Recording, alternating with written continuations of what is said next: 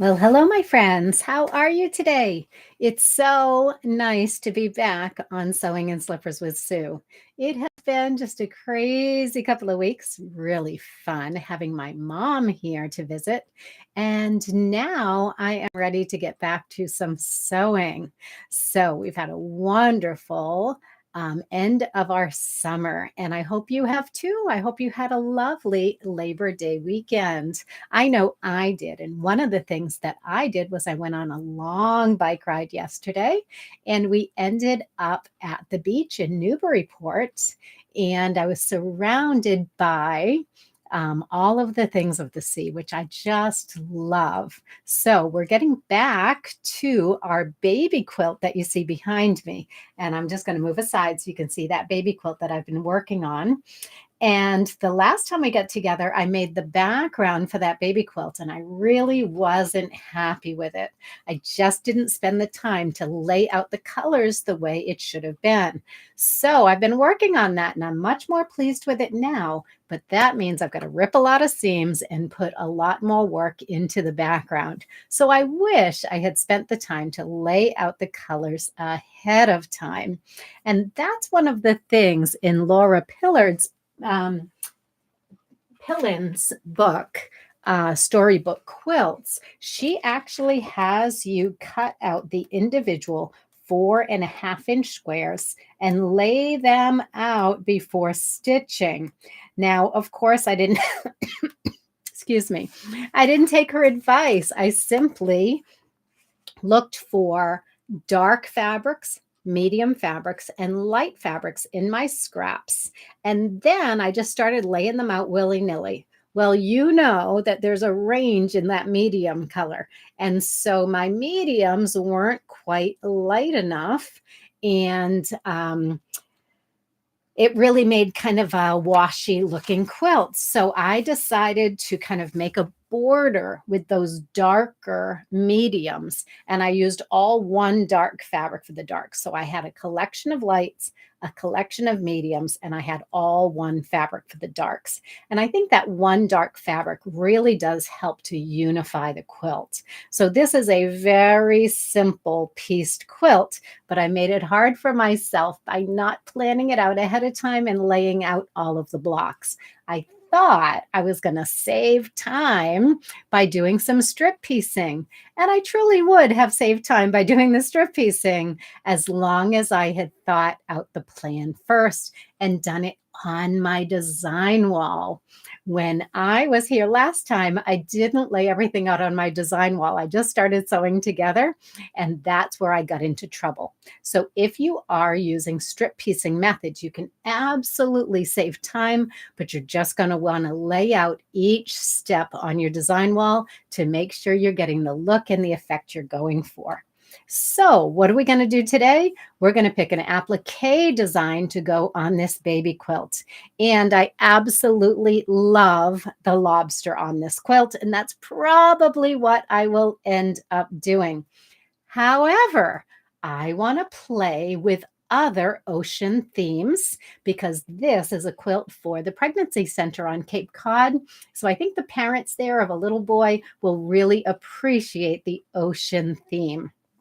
So I want you to help me choose what applique pattern is going to go on this quilt. Is it going to be the lobster? Is it going to be a little crab? Should I put some fish on the quilt or maybe some waves and a sailboat? So let's start diving into those options and see what we can come up with. Well, I don't really want to take the time today to do the actual stitching of the background quilt. That you know how to do. And I'm just going to need to spend a little bit more of my time fixing all those errors. So let's just work with what we've got on the design wall.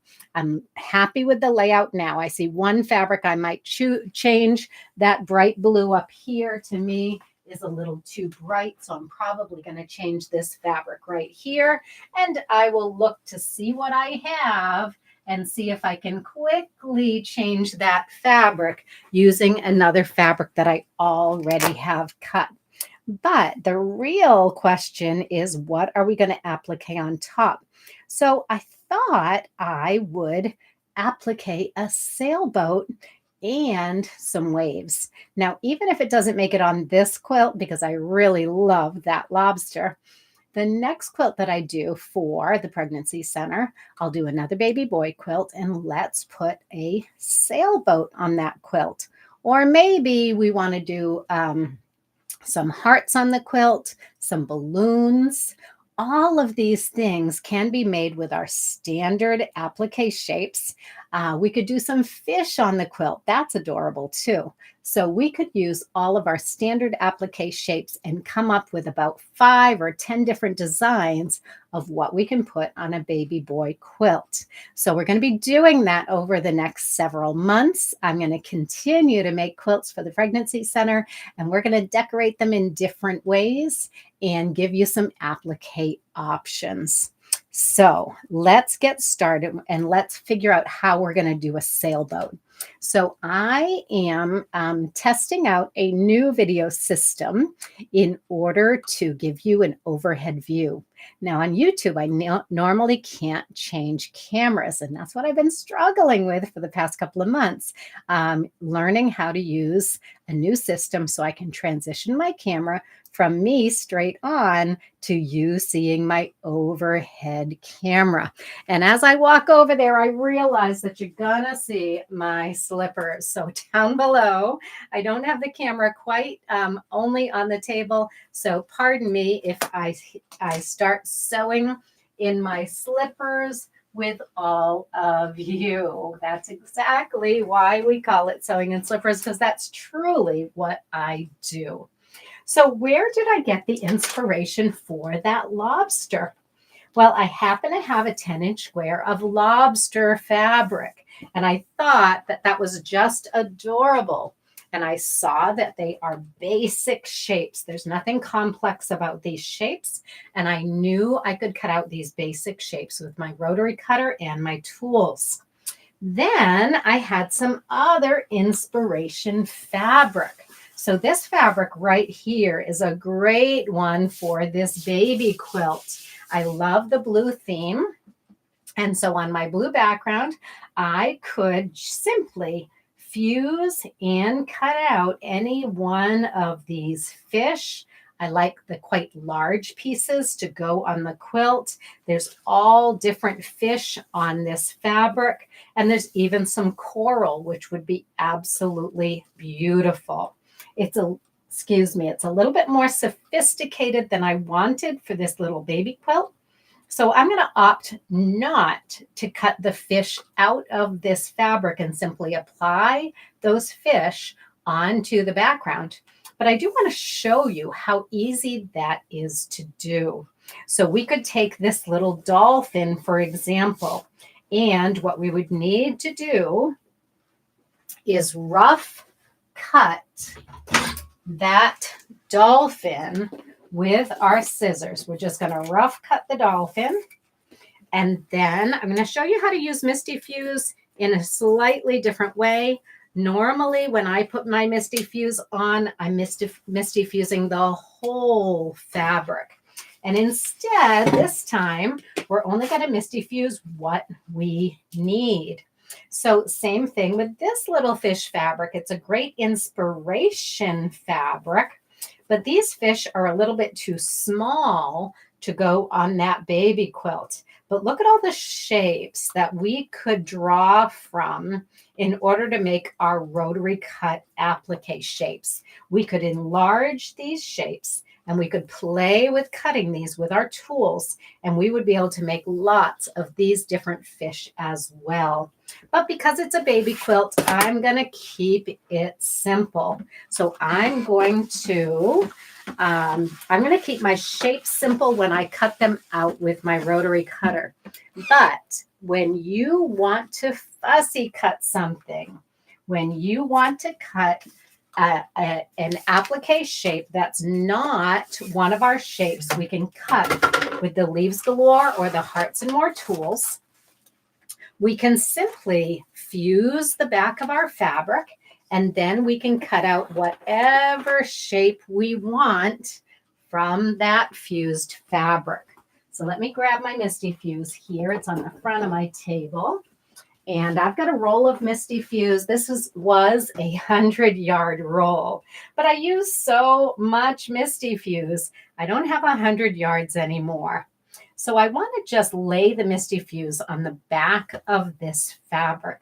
And I'm not going to cut it as big as the fabric, but I'm going to cut it larger than the dolphin that's on there. So this is what I would call a collage technique.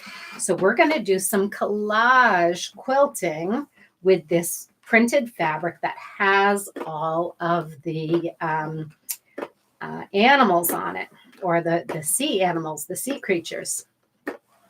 So I'm just rubbing the back with my hot iron to transfer that Misty Fuse from its normal dry state as a fusible web, right? This is what it looks like in its dry state. And we're just melting that to the back of our fabric. So if you are into collage quilting and you want to take flowers or anything else from your fabric and you want to highlight just the motif in the fabric, you don't want any of this background fabric, well, you're going to take your best pair of scissors, and that might be your little applique scissors. I've got a great pair that's not up on the wall right now that are made for Applique, but I'm going to take my nice sharp scissors and I'm going to go ahead and cut right around this dolphin. So if you're the type of person that loves to do all different styles of applique and you really want to do some collage applique because it's so popular. Laura Heine has made that so popular with all of her patterns. There's several pattern designers out there that are really focusing in on collage quilts. And they normally recommend using Steam-A-Seam 2. And the reason why they recommend Steam-A-Seam 2 is because it is repositionable. Well, did you all know that Misty Fuse is repositionable? So you don't need to use Steam-A-Seam 2 if you are doing a collage quilt the Laura Heine way. You can absolutely use her patterns, but you can use this technique for getting your fusibles, for getting your designs ready to use in your collage. Now, this is going to be a collage of one. I'm not going to sit and cut out all of these fussy shapes. It's just not what I normally do. But I do like to expand your horizons and show you different ways to applique using the products that I love most. And the fusible, of course, that I love most is that Misty Fuse. So when you're cutting, did you know that you should be holding your scissors still and you're actually moving the fabric under the scissors? I hope that makes sense. I'm not trying to make my scissors move all the way around that shape.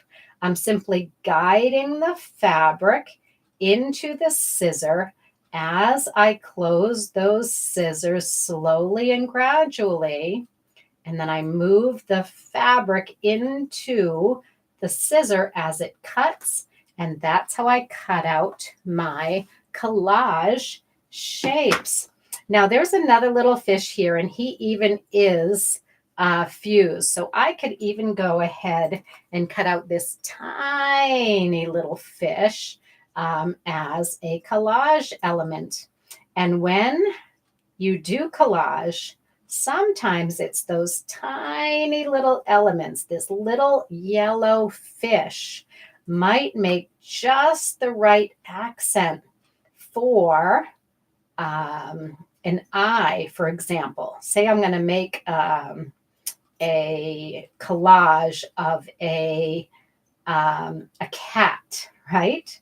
Wouldn't this little fish just be adorable inside the cat's eye. It's as though the cat would be dreaming about fish. So I could use these tiny little elements to just give a hint of color. It's not going to read as a fish. It's going to read as just a little bit of yellow. So if I added that in my little kitty cat's eye, you can see with that little dark pupil in there, it really does look like part of an eye.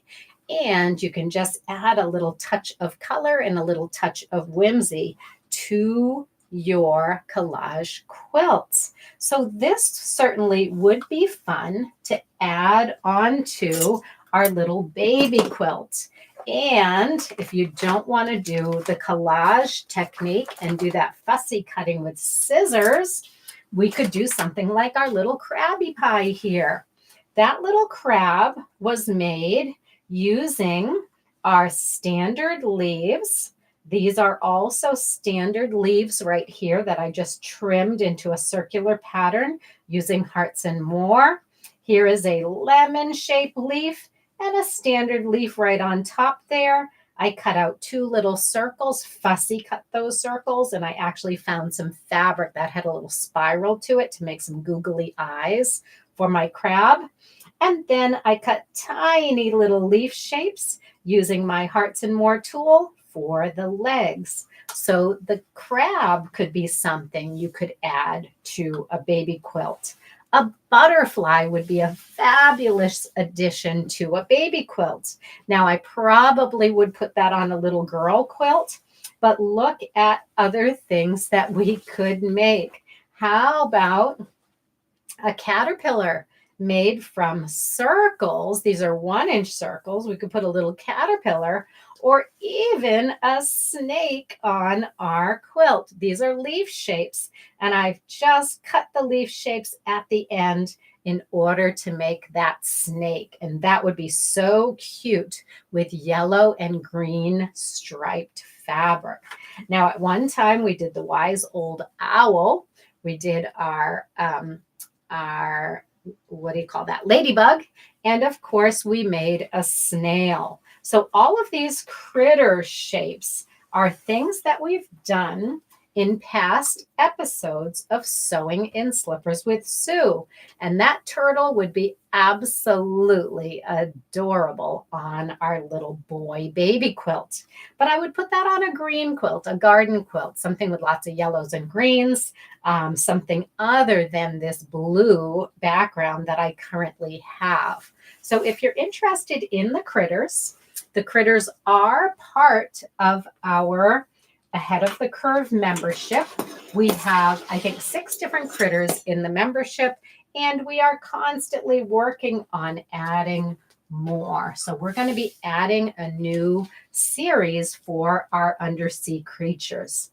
Well, I definitely want to try making a sailboat. So let's find some fabric for that sailboat.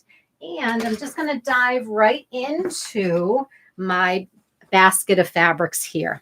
Now let's see what I can do. I'm going to come back to you so that we can see what's going to look best on this background fabric. What colors should we use? So whether we're going to do hearts or we're going to do a critter or we're going to make some balloons, that would be fun. I'd like to make some balloons. Or we're going to make a sailboat. We need to find fabrics that are going to stand up against that background. So I love this fabric. It's a polka dot with some orange and blue in it, but I don't know that that's going to stand up against the background. I think we're going to need to go with a slightly different shade or tone. In fact, I think we're really going to need to go with some bright reds, some purples. So what I'm doing right now is I'm going through my fused fabric bin. I keep a bin of all my leftover fused fabric. And yes, it could probably be organized a little bit better than this. But you get the idea. When I have fused fabric, I put it in this bin. That way, when I need to make something like the little sail on a boat, I have some fabrics to work with. So I've got this bright pink I've got some bright purples. This is a boy quilt, so we want to keep it boyish. And I know that's such a stereotype, right? But I think primary colors on this little boy quilt would really appeal to the parents. So we have to think about that. It's not so much that we want to dictate what that baby sees, and he's only going to see blue if it's a little boy, but we want to appeal to the parents of that child. And so I'm going to stay away from pinks and probably go with yellows and reds. And guess what? I don't have a whole lot of yellows and reds in this collection. So let's dive way down to the bottom of the barrel here and see if we can find something else. Here's a red. I want to find something else. Oh, that's a pretty pink, orange, and yellow together, but I don't know that it's going to be big enough. So let's see. Oh, here's a nice piece of orange. That would be a good color for a sail. So I'm just going to play with what I have. And you know what? This might not be the final color. I might need to make my boat play around with the shapes and then get the right color later. So this basket of scraps, because they're all fused, it really gives me just a palette to work with. I can see if this red is going to be the best color on there, but I probably wouldn't use this exact red, but it gives me some, it's almost like scrap paper to work with when you have these leftover pieces of fabric. And you could truly do this with colored paper. You could use your colored paper to figure out all of your shapes and all of your sizes before you cut into your good fabric. Now, this orange fabric, I really like this orange fabric. I like the way it goes with the blue, and I like the geometric pattern in it. So I think that that's a winner, and I might just want to make that a for sure piece of my quilt. And the same thing with this yellow. I'm really loving this yellow. It's got little squares in it, so it is a geometric pattern. It's going to go beautifully with the little squares in the yellow. So I think those two are winners. But I would like to have something for the bottom of the boat. Maybe this pink, yellow, and orange is going to be just what I need to pull this whole thing together. So let's do that one. Hey, I might have lucked out, and I might be able to use my sample for an actual project today. So let's go with those. I'm going to go with some pink and yellow, some pink and orange. I might want a little bit of this red. I don't know yet. I don't think that this orange polka dot, even though it goes really nicely, I don't think it's going to work out well. But I'm going to iron that up anyway, just so we can test it out and see. And gosh, it looks like this one doesn't have fusible on it. So if I do want to make that a permanent part of my project, I'm going to need to fuse that piece. But let's put those colors up there. Oh yeah, they really pop, don't they? So one thing I might want to do is add a little bit of water to the bottom of my quilt. And I don't know that I have a piece of fabric already fused that's long enough, but I pulled out these blues earlier, and I thought I might make a wave going across one of these light rows. So take the lobster off, right? We're picturing this without the lobster, but I think I'd probably go on the bottom row and add a wave across the bottom. And I'm not quite sure which fabric would be best. I'm thinking that this bright blue would be a great choice. So I'm going to, let's do that together. I'm going to go back to the overhead camera. But while I've got you on this camera, let's take a look at adding our elements that we cut out with fussy cutting right? Our little fish, our dolphin right there. Boy, does that look cute. Now he does blend right in. I have to look at it from a distance so I can see. He does blend in quite a bit from a distance, but when you get up close, because I've put him on the lighter row, he really does show up quite well. And if I had a little cluster of dolphins or a little cluster of fish, I think that would be absolutely adorable. But right now it looks like Mr. Lobster is going to eat that dolphin. So I don't think we're going to use the two together. So I'm deciding which design do we want to go with for this quilt. All right, whales would be good too. Absolutely. I love the idea of a whale, Elaine. And sorry, I've got my comments on the other screen, so let me just look at those for a minute. Down the road, you could do seahorses. Your friend's grandson is learning water polo. A scene of seahorses playing water polo would be fun. Oh my gosh, Elaine, that's an adorable idea. Rotary purse with a whale.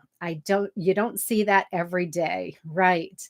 So rotary purse is the art of cutting your shapes out of a printed fabric and then applying them to your quilt. So rotary purse and this new technique of collage quilting, it's all the same thing. Rotary purse was typically done with hand applique and a very fine blanket stitch around those rotary purse elements, or it was turned under and hand appliqued that way. But yes, rotary purse is just cutting shapes out of a pre-printed fabric and putting those onto your quilt. So this is absolutely the same technique as rotary purse. You love the blue crab, Elaine? Absolutely. And so nice to see all of you here. That's great. All right, so let's get back to work. Let's figure out how to make the wave, and let's go ahead and work on the boat. So you're back over here on my overhead camera. And the first thing I want to make is that blue wave. Now, I hate to waste time, right? So I tell you what, let me fuse up this fabric.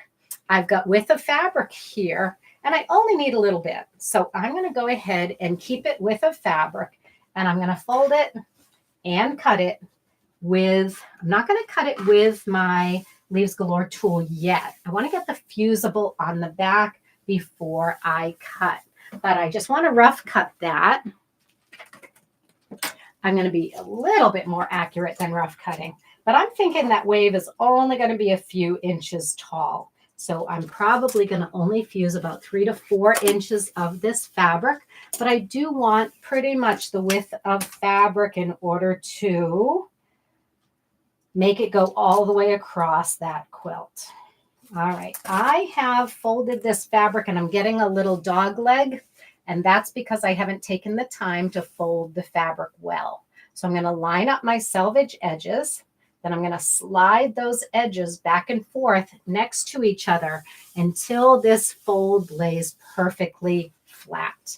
Once I do that, then I can fold again, making sure my selvages are straight across with that fold. So if you feel like you're getting a little dog leg and you can't get this edge straight, then go ahead and slide those fabrics around until it lies perfectly straight. So let's try this.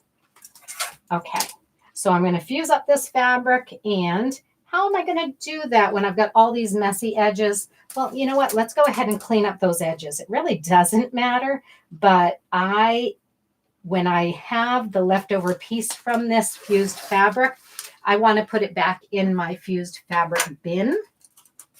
And if it's really messy, I won't want to pull it out again and work with it. So let's go ahead and roll out a bit of fusible. I'm going to do several layers, 2 layers, and then I'm going to cut that width of strip that I need. So I cut my fabric. Let's see, how wide did I cut the fabric? 4 1/4 inches. I'm going to cut the fusible the same width. So I'm going to line up the edges of my fusible. I'm just going to cut off a little section. line up the edges of those fusible, and you're going to be able to cut 4 1/4 inch strips from the fusible so that you're not wasting any of that fusible, and it's not going to be messy going onto your project. So cutting fusible can be a little bit tricky. You might want to switch to a board that is colored, because if I had a colored board here, I'd be able to see the fusible a lot better. Right now, I can barely see this clear fusible on the white board. So I'm having to line it up on a marking on the board. I'm going to line it up with this line right here, and I'm going to cut another 4 1/4 inch strip, starting from that line, 4 1/4, and there we go. So I have a little bit of fusible left over. That's going to go in my fusible bin, where I have all my fusible tidbits left over so that I can use that at a later time. And now I've got two 4 1/4 inch strips. So when I go to fuse this piece of fabric right here, I can fuse part of the fabric, slide it down on my applique pressing sheet, fuse another part of that fabric, and keep doing that until I've got the entire width of fabric covered with the fusible. So why am I showing you this fusing process? Well, a lot of people wouldn't think of cutting the fusible the exact same size as the fabric. And when you do that, it really makes this process a lot easier. So I'm going to cut that the same size as the fabric. And then where I've run out here and I've got kind of a angled end, I'm not even going to worry about that. But my next piece also has an angled end. So I'm just going to overlap them slightly by about 1/4 inch to 1/2 inch, and then continue on my way. So what I like to do here on Sewing and Slippers is to actually bring you through my project as I'm making it, because I don't always think when I'm doing a fusing episode, I don't always think about the challenges you might run into when you're trying to fuse some weird looking pieces of fabric, some different size pieces of fabric. So by doing this with me in an actual situation where you're making this quilt with me, you get to see how I actually work with odd pieces and odd sizes. Everything is not a fat quarter. Everything is not always measured out exactly right. And so you get to see how I improvise and work with what I've got here. And what I've got is a nice long piece of fabric that I want to cut into my wave. So fusing a nice long piece of fabric, I put my my applique pressing sheet the long way, and I fuse just as much as I can with that applique pressing sheet. Now I could definitely piggyback another sheet, right? I could take another sheet and fold it and do the rest of this fabric. But there's only a little bit left. So let's just very carefully peel up that applique pressing sheet so it doesn't disturb this end that's not fused. We're going to peel that right up.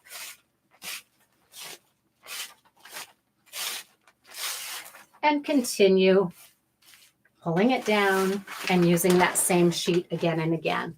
So if you have more than one sheet, you can absolutely do a little piggyback technique. But because I'm only using one sheet here, like most of you only have one of these sheets, you can just peel it away carefully, move it down, and finish your fusing. Okay, now this fabric is probably way wider than the quilt. I think the quilt is only about 36 inches wide. And because we used the width of fabric, this is probably about 42. That's okay. So I'm going to fold my water strip, fusible side out, because right now that fusible is still warm. And let's see what size wave we're going to go with. I think I'm going to go with the great big wave. I'm going to go with the 4-inch wave, Two reasons. First of all, the Grand tool is 24 inches long, so it's going to span this whole thing with one cut. It's going to make it really easy.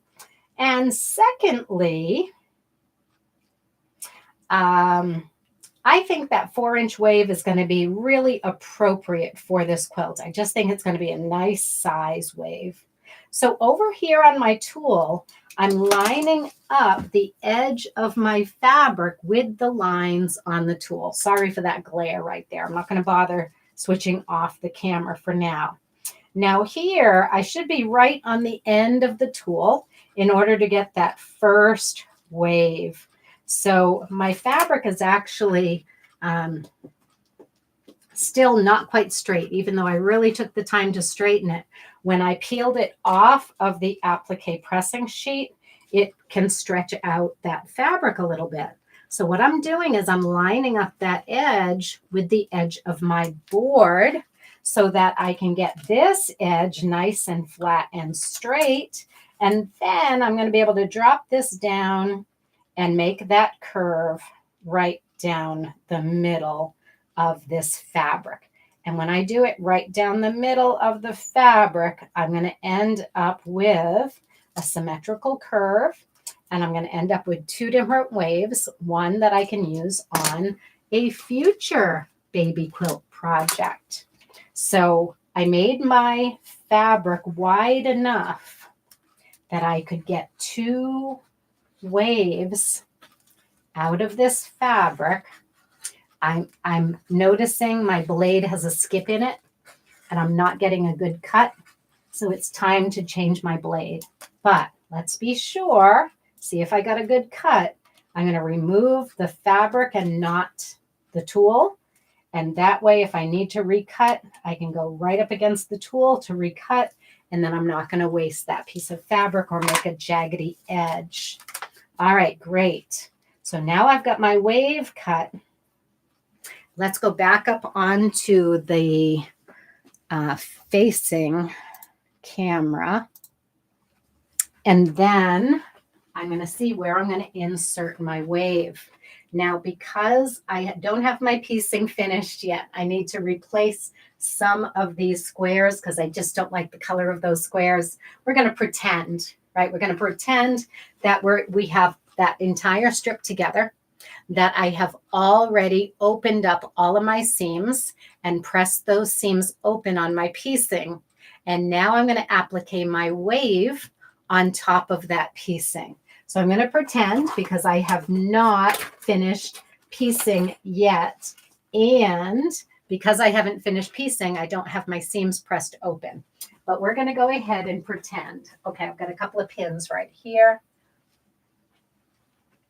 So let's go ahead and add that wave to the bottom of this row. And this row is my light row, right? Because I want that darker wave to show up against the light fabric. There we go. Oh yeah, it's just about the right length, just a tiny tad long, which is great. We'll cut off whatever we don't need. And now we've got our little wave going over that light row. That's kind of cute. What do you think about that? Do you like the wave? Oh, I do. Now, it's interesting. The wave by itself might be a little bit distracting. It might not be just what that quilt needs, but wait until we add the boat, right? We need a little sailboat there in order to make that come alive. Now let's see if our fabrics are big enough for this sailboat. I might have to play with some different fabrics because the fabrics that I originally put together might not be big enough for my sailboat. What about this fabric right here? Kind of cute, but it doesn't really show up, does it? I really want those pinks and yellows, those brighter oranges and the brighter colors. So let's see how big we can make our sailboat with what I have to work with. So I'm going to use this for the bottom of the boat. And I'm going to use these two pieces for the sails. So let's see how big I can make my sails. And I might make the yellow one a little bit bigger than the orange one. And I'm going to just see, what do I have to work with? I've got 4 3/4 inches. And then we will, let's see, this one is only about 6.5 inches. Let's make the second one about 8 inches. And let's see what we can do. Because my boat, the 2 sails don't have to be the exact same size. Let's make one a little taller than the other. Anybody that knows sailing knows that your sails are generally not the same size. Sometimes you have that spinnaker out front that actually puffs out in the wind to carry that boat, and then the smaller sail in the back. So that's what I'm going to go for here. And let's go to that overhead camera one more time. So now that I have my sail sizes, or actually, before I do that, let's see how those stand up on the quilt, right? If I have a sail that's that big and a sail that's this big, are those going to be big enough to stand out on the quilt? And I think the answer is yes. I think that sailboat's going to be a nice size. Now, it could be larger. We could absolutely do something a little bit bigger, but this is what I have to work with, so that's what we're going to do. So now let's go to the overhead camera and play with making the sails together. I like the bucket and shovel idea. That's adorable. I see a sand bucket with that orange or yellow, or a sun. Excellent ideas. These are great ideas for a baby quilt. So let's go ahead and play. Going to do that overhead camera again. Let's go ahead and play with how to make this sailboat. So normally you've got a mast in the middle, and I might do the mast out of this orange fabric, or I might not do one at all. So I think a mast out of that orange fabric would be wonderful, but I don't want to take away from this fabric, so I'm not going to do it yet. I'm going to wait until see what I have left when I do the bottom of that boat. So now we have our 2 sails. And in Joanne's pattern called Splish Splash, we made a sail this way by curving our sail down this way with the Leaves Galore Grand tool. And that would be adorable. We could certainly do that again. But I'm going to play around with using the inside of this tool and see what we can come up with. We might even want to make our back sail just a triangle. So I'm going to start with a triangle. We can always cut it down. If we do the triangle idea, we can actually get 2 sailboats out of that one piece of that one rectangle of fabric, right? So we can get 2 sails out of one. So let's put this aside for a different baby quilt. And now I want to do that spinnaker sail. I want to do the sail going the opposite direction, as if it is filled with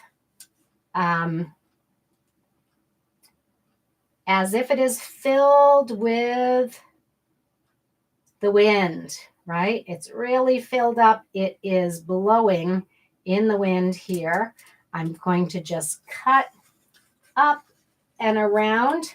I'm leaving it rectangular at the bottom. I'm starting about 2 inches up to cut up and around to give that sail more volume, to make it bigger and fatter. Okay, that's looking pretty good. Now I can either put the 2 of these together, or we can have that mast in the middle once I figure out this piece right here.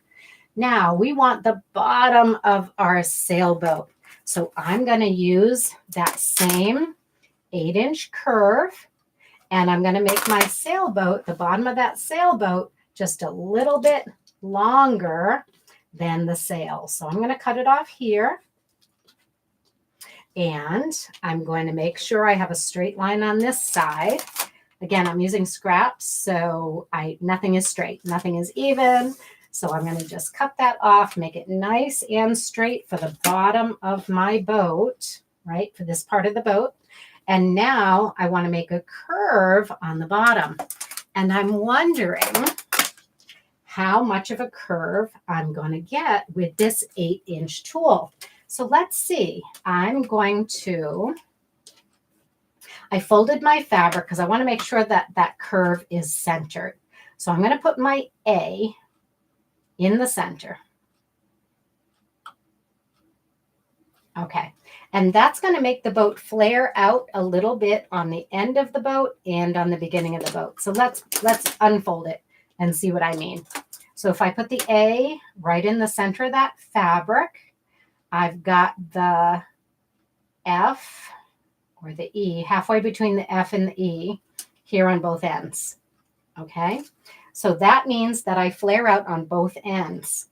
I kind of like the idea of a boat that flares more on one end than the other. In fact, it can almost come to a point on one end and be kind of blunt on the other end. I've seen boats that look that way, and I think it's kind of cool to have that point up the front. Sometimes you see a boat where people will be riding up on the bow. If you are a fan of the Titanic, you know what I mean, right? You've got that bow sticking out up front. So that's kind of cool, having that long bow out front. But we could also just trim this up so it's symmetrical. And I think for a child's quilt, the symmetrical probably will be a better answer than having that bow sticking out. But if you do bring the sails out more towards the front, not all the way out, I think maybe about here, and then we have that mast in between. Yeah, we could even make this more blunt at the back, but I think I like it better when this sail matches the back of the boat, and this sail is pretty close to that one. I'll put a little mast in between, and then I think I'm going to make my end blunt right here to the end of that sail. Now, when I do that, now this one's more symmetrical. So if I had put the A right in the middle, that would have been the look that I got, was with that A right in the middle. Now I need that mast up top, and I don't have any more of this fabric. I've only got little bits and pieces, and I could certainly splice this together. So let's go ahead and cut that mast about 1/2 inch wide. I'm going to cut 2 strips and splice them together. And my other option would be cutting 1/2 inch off the top of this boat, and that would be a good option as well. So let's see which one we like better. We're going to put our mast up the middle. We're going to overlap them slightly. And then we're going to put our back sail right up against it. Now, of course, these could have been pieced, but we don't want to piece a quilt when we're doing applique. So we're just going to butt one right up against the other. When we do our blanket stitching, I'm going to blanket stitch this sail in yellow. I'm going to blanket stitch this sail in orange, and I'll probably blanket stitch this sail in pink. So my yellow blanket stitching will go in towards the yellow. My pink blanket stitching will go in towards the pink. And I'm going to get a nice effect there. It's going to cover over any little gap between these 3 fabrics, butting up one against the other. Now, I could have overlapped these and put this one between them, and then there would never be a gap at all. Now, I do think I would like to take a little bit off of the top of this, the bottom of the boat. I think it's a little too deep. So I want to make it a little sleeker, a little racing boat. So I could certainly take 1/2 inch off the top of this hull for the boat. And then I could use that one piece for my mast. So let's go ahead and put the mast up here. I'm going to overlap so that I don't have any gap. And then I'm going to underlap this one. Let's put that right up under.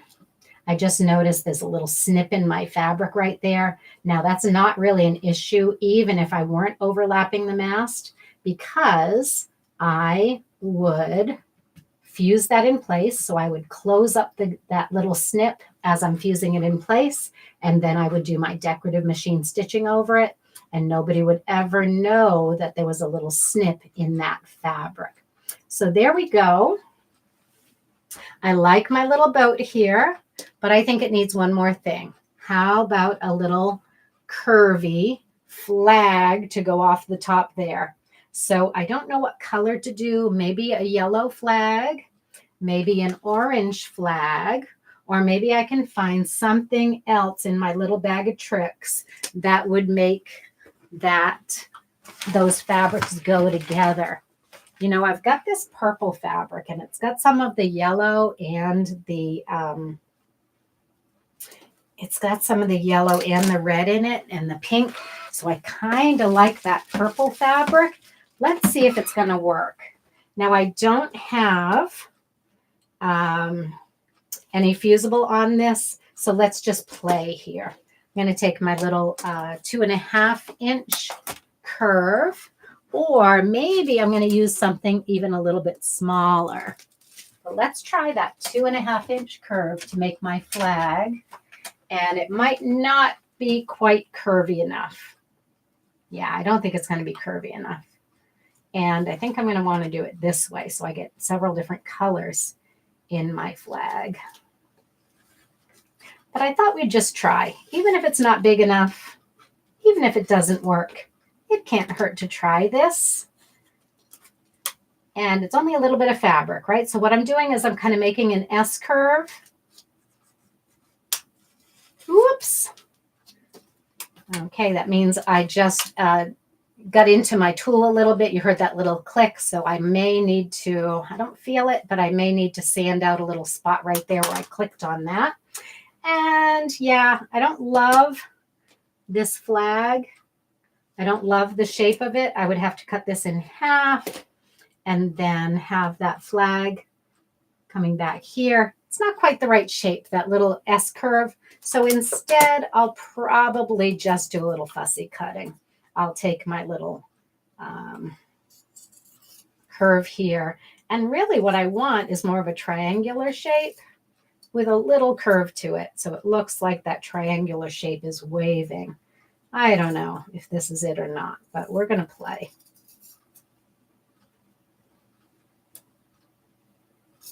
I really love that idea of the sand, like a little sand castle.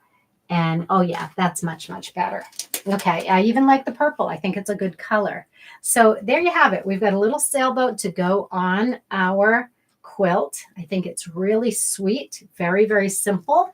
You can either close up this gap and have that the hull going all the way up to the sails. I like having a little gap there. I like the little flag. It's just a triangle with some curved sides. And I might have been able to do that with the tool, but I felt like this tool was just not curvy enough. Maybe the Hearts and More would have been a better choice for that. But I think I'm pretty happy with my little sailboat there. And I think I'll stop at that. Now let's go ahead to the overhead camera. And even though I'm not ready to put this sailboat on the water here, let's go ahead and I need some more pins. I lost my pin cushion. Have you ever done that in your sewing room? Things just disappear, don't they? When you need them the most, they are nowhere to be found. But let's go ahead and try to put these up and see if we can get this up there without everything falling down. So we're going to tuck this up under our waves. And for that reason, I might have wanted to do a little bit taller. The hull for the boat could have been a little bit taller. That way it really could have sunk down in those waves. But that's all right. We're going to just play here. Let's get our spinnaker sail. That's going to go in toward the center of the quilt, as if it's sailing toward the center of the quilt. Let's get our second little sail here, even with that one, with just a little space in between. Let's see if we can get this up here. I always need pins, even though it's really nice to have a design wall. Once you have a quilt on there, things don't really want to stick anymore. So unless this is going right against the unless this is going right against the flannel, it doesn't want to stick. So there we go. We've got our little sailboat here with the flag on the top. So darn cute. I really love how that little flag brings everything together. Really nice. The colors are good. I like the way it contrasts with the blue background.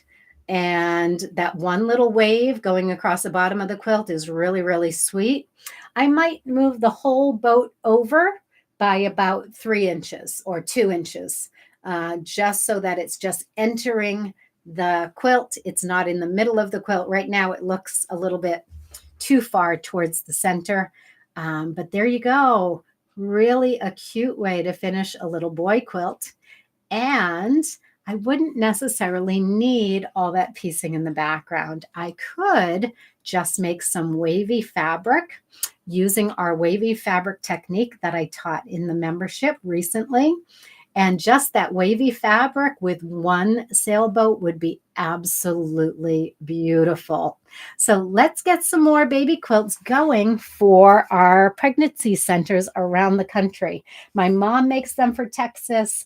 Our friend Debbie West is collecting them for Cape Cod, and I'm going to be giving this quilt to Debbie once it is done. But I will do a series of quilts and a series of applique that we can add to our critter series.